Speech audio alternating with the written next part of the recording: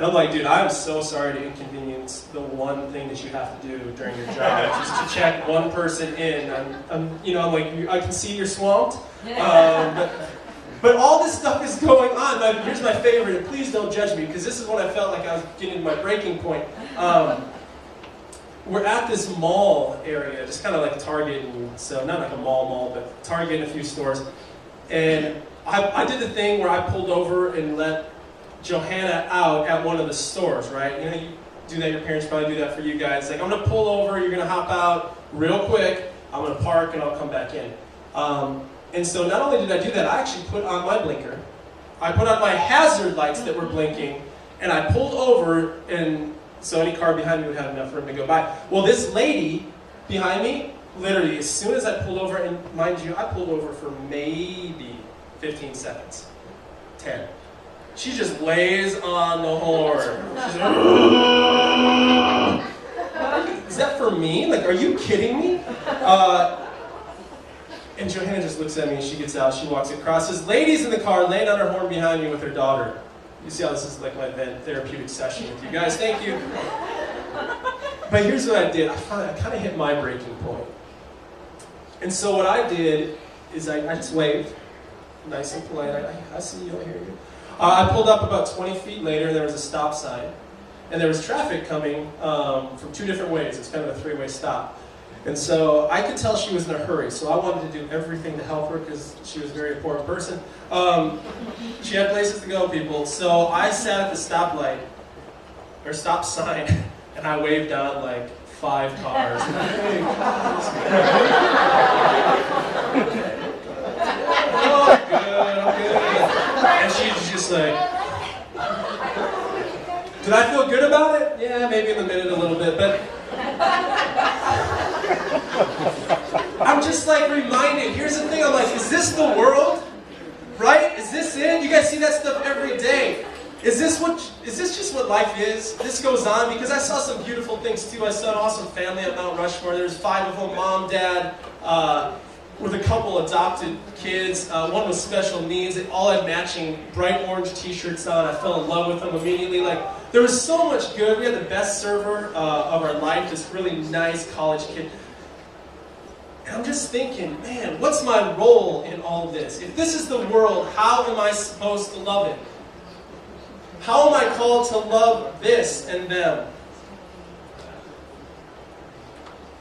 And I'm wondering if I even need to.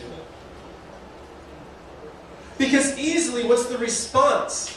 It's like, okay, you're bitter. You know, I had a bad morning too, and I'm kind of ticked off too, so screw you too, right? Like, sometimes that's kind of the response. It's like, I've got my own stuff going on, you guys. I don't need to pay attention to your stuff. I think the Bible teaches us otherwise. Because my view of the world and your view of the world, it all depends on who we're following and how we choose to see that and how we choose to respond. Because if I didn't see somebody loving the world, I wouldn't know how to do it. And I want you guys to hear this. Sometimes you have to watch someone love something before you can love it yourself. Sometimes you have to watch somebody love something before you can love it yourself. Because when I read the Bible and I see God loving the world, when He's loving His people, I see how Jesus loved people, and I see that it was regardless of their circumstance, but it was also regardless of His circumstance. Which means it doesn't matter if he's having a bad day or if he's down in the dumps too or if he's got it way worse. It's not a comparison story. It's just we're called to love the world. And in that instant, that person is the world. Because God says, I have overcome the world. So even if everything comes crashing down, He's overcome the world. But you know those moments when it's like, okay, I got this. I think I got it. I think I understand what the Bible is saying, and I'm just going to kind of give up my own stuff. I'm going to surrender, and I'm just going to love people. And I'm just going to be nice to people. If they're not nice to me, I don't care. But then, like, all of a sudden something goes awful. It could be the best day of your life. It's kind of like somebody winning the Super Bowl, And the next day finding out they have cancer. It's like, God, how can I be on top of the world one day and you go through all these trials and come out in such a good place, and then this? I don't know if you guys know who Josh Hamilton is, but this was a story that really struck me. Josh Hamilton is a baseball player in 1999. He was drafted #1 overall for Major League Baseball. And he played for about a couple seasons, and then he got really, really into drugs. He was 18 years old when he was drafted, just in high school. He got really, really into drugs and alcohol and completely tore his life to like the thinnest layer possible. Like gun next to him, deathbed type stuff. And then he got help. And then he understood the love of Jesus Christ. And then he understood that no matter what the circumstance, he's going to be loved. And so he developed a relationship with Jesus, and he made it back through recovery. And it's a beautiful, beautiful story of redemption. And here's a guy he's married, and he's just got this mission. He's living it. And a couple years ago, he really made it to the major leagues. He fought his way back, and he made it to the major leagues. Last year, he was actually the MVP of the American League. I mean, this guy is talented. He's good. And now it's like, I've seen the bottom, I've seen the pits, and I understand God's grace and His love, and here I am. And so a few days ago, he plays outfield for the Texas Rangers, and often they get balls, like foul balls, or before, after innings and stuff. They'll throw a ball up to fans in the crowd and those types of things. And he hears this dad yelling from the crowd. He threw a ball into the crowd to some lady, and he hears a dad. He's like, "Hey, Hamilton, how about the next one?" And Josh turns around and he sees him. He's like, kind of nodded out. And so a few batters later, there's a foul ball that came over and it rolled over to where he was at. And he picked up the ball and he remembered that. He sees a dad and his son up there. Throws the ball up to the dad. As the dad reaches out to catch it, he loses his footing and he reaches over and he slips.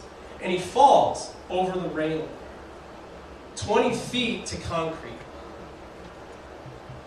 And the inning's over, and they go back to bat, and when they come back out, Josh kind of runs out to where this happened, and he's checking in. Some of the personnel and the security people, he's like, "How is he?" I was like, "Oh, he's okay. He hurt his arm. He's conscious. He's talking. He hit his head and stuff." It's okay. Josh finds out after the game that the guy passed away. And now he's haunted of this memory. And everything's flashing through his head. He's like, "Man, I could hear the guy's son." He's got a 6-year-old son. He's like, "I can hear the son screaming for his dad." And here's this story of grace and redemption and obedience and overpowering all this evil and these demons in his life. And now this. But what Josh says is he understands that he can't understand. And he said, the only way I'm going to get through even this is again by God's grace and His love. See, God overcame the world that He loves, so that we can also love that world. Not just when it's convenient, not when the world all makes sense, not when everything's going good, but all of the time, regardless of our circumstance. So that means this. It means that when I'm in the middle of Wyoming, I'm called to love the world and to love people. Even when I'm uncomfortable with it. Even if I only stop at a gas station for 30 seconds and I'm only going to interact with that person for 30 seconds of my life, I'm called to love that person. I might be the only bit of love that person sees for who knows how long. See, my agenda shouldn't be to pump gas, throw the trash out, buy a Powerade, and then get back in the truck and get on the road. It should be, how can I impact a life and love someone, even for that moment? Because I can't just leave that up to somebody else to do. If you look around, there's people out there just waiting to be loved. That you assume somebody else will love because they're not in your life. But they're in your world. They're in your world, and you're called to love that person. In John 10:10, it says, "I have come so you may have life and may have it to the full." See, our worldview, it gets clouded and it gets cluttered and it gets skewed depending on everything.